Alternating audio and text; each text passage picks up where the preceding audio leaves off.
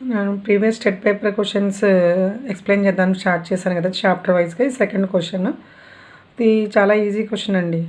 చూడండి, చూడటానికి కొంచెం ఇబ్బందిగా అనిపిస్తుంది కానీ ముందు కాన్సెప్ట్ అర్థం చేసుకుంటే very easy. The angle formed between angular bisectors of pair of linear angles is ఎంత కనుక్కోవాలి, ఆన్సర్ ఎంత చెప్పాలి. ఒక జత రేఖీయ కోణ సమధీకరణ రేఖల మధ్య కోణం ఎంత. చూడటానికి చదవడానికి రెండు కూడా కొంచెం హార్డ్గా అనిపిస్తున్నాయి కానీ అంటే ఆల్రెడీ టీచింగ్లో ఉన్న వాళ్ళకంటే ఈజీ అనిపిస్తుంది. కొత్తగా అంటే వేరే బైపీసీ వాళ్ళు రాసే వాళ్ళకి, కొంత మ్యాథ్స్ అంటే భయం ఉన్న వాళ్ళకి మాత్రం హార్డ్ అనిపిస్తుంది. ఇంగ్లీష్లో అయినా తెలుగు అయినా ఫస్ట్ ఏం చేయాలి అర్థం చేసుకోండి. ఇక్కడ పెయిర్ ఆఫ్ లీనియర్ యాంగిల్స్ అంటే ఏంటి ముందు అది అర్థం చేసుకొని వాటికి యాంగులర్ బైసెక్టర్ చేయాలి. దానికి యాంగిల్ ఎంత, ఆ యాంగులర్ బైసెక్టర్స్ మధ్య యాంగిల్ ఎంత.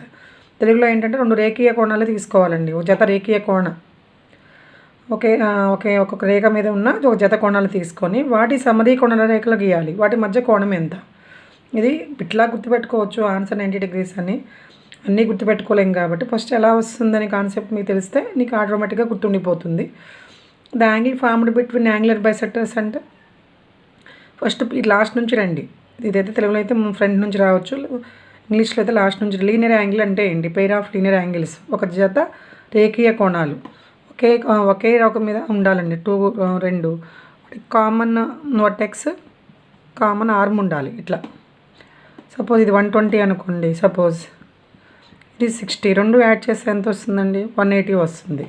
ఈ రెండింటిని ఏమంటామంటే లీనియర్ పెయిర్ అంటాం, పెయిర్ ఆఫ్ లీనియర్ యాంగిల్స్ అంటాం. లీనియర్ యాంగిల్ అంటే టోటల్ 180 degrees కదా.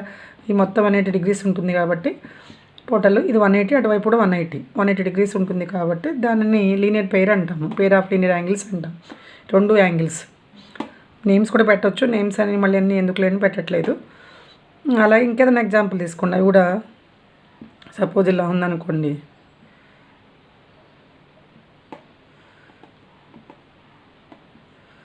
సపోజ్ ఇది 150, ఇది 30. ఇది కూడా లీనియర్ పెయిర్ అనమాట. ఒక స్ట్రైట్ లైన్ మీద ఉండాలి. 150, 30 అలా. Some of the two angles is 180, కానీ ఒకే రేఖ మీద ఉండాలి. వాటి కామన్ వర్టెక్స్, కామన్ ఆర్మ్ ఉండాలి. సపోజ్ ఇక్కడ ఓ అనుకోండి, ఇది ఏ అనుకోండి, అలా.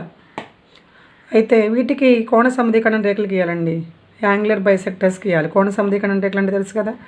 ఇలా సపోజ్ ఇది ఓఎక్స్ అనుకోండి, దీన్ని 2 partsగా డివైడ్ చేస్తుంది. ఇది 60 కోణ సమధీకరణ కన్నా బైసెక్టర్ అన్నా కానీ యాంగిల్ బైసెక్టర్ అన్నా కానీ ఒక యాంగిల్ని 2 equal partsగా డివైడ్ చేస్తుంది. సపోజ్ ఇది చూడండి, రెండు ఎగ్జాంపుల్ చూస్తే మీకే అర్థమవుతుంది. 16 డివైడ్ చేసేది ఎంతండి? 30. సపోజ్ ఇది ఓఎక్స్, ఇది ఓవై అనుకోండి. చూడండి XOY ఏమవుతుంది? 60 + 30 ఎంతండి? 90. వీటి మధ్యలో ఉంది కదా, ఈ 60కి 30, ఈ మొత్తం 60, ఇది 30, టోటల్ ఎంతండి? 90 అవుతుంది. ఆన్సర్ 90. బైసెక్టర్స్ మధ్య యాంగిల్ 60 + 30. సపోజ్ ఈ ఫస్ట్ ఎగ్జాంపుల్ చూడండి, రెండో ఎగ్జాంపుల్ చూడండి. 150కి బైసెక్టర్ డ్రా చేయాలండి. అంటే ఈక్వల్గా ఒక ప్రొటెక్టర్ తీసుకొని మనం డివైడ్ చేస్తాం అనుకోండి. సపోజ్ కన్స్ట్రక్షన్లో అయితే 150లో హాఫ్ ఎంత అండి? 75 degrees. 30కి హాఫ్ ఎంత? హాఫ్ ఆఫ్ ద 30 degrees అంటే 15 degrees.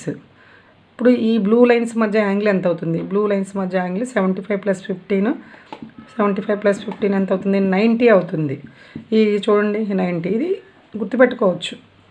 అంటే ఒక లీనియర్ పెయిర్ తీసుకొని వాటి యాంగులర్ బైసెక్టర్స్ మధ్య ఆ లీనియర్ యాంగిల్, అదే లీనియర్ పెయిర్, ఆ యాంగిల్స్ మధ్య యాంగులర్ బైసెక్టర్స్ మధ్య యాంగిల్ ఎంత అవుతుంది అంటే ఈ బిట్ కింద గుర్తుపెట్టుకోవచ్చు. 90 degrees ఆన్సర్. ఓకేనండి.